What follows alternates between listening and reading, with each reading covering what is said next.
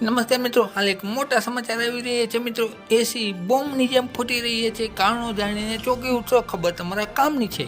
ઉનાળો પોતાનો આકરો મિજાજ બતાવી રહ્યો છે. જાણે ઈશ્વર કોપાયમાન થયા હોય એ રીતે અગનજ્વાળા જોવા મળી રહી છે ગુજરાત સહિત પૂરા દેશમાં.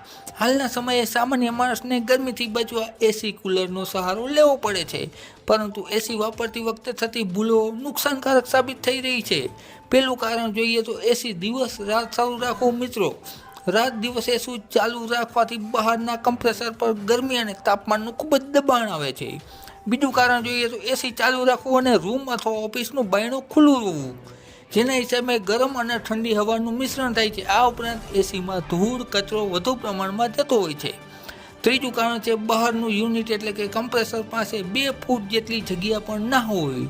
તમારા એસીને ખૂબ જ નુકસાન કરે છે. ખાસ એક તો પેક સોસાયટીમાં રહેતા લોકો માટે ખૂબ જ મુશ્કેલી પડતી હોય છે. આવા બધા કારણોને હિસાબે તમારા એસીને નુકસાન થાય છે. માટે એસી વાપરતી વખતે આ બધી બાબતોનું ધ્યાન રાખવું ખબર તમારા કામની છે.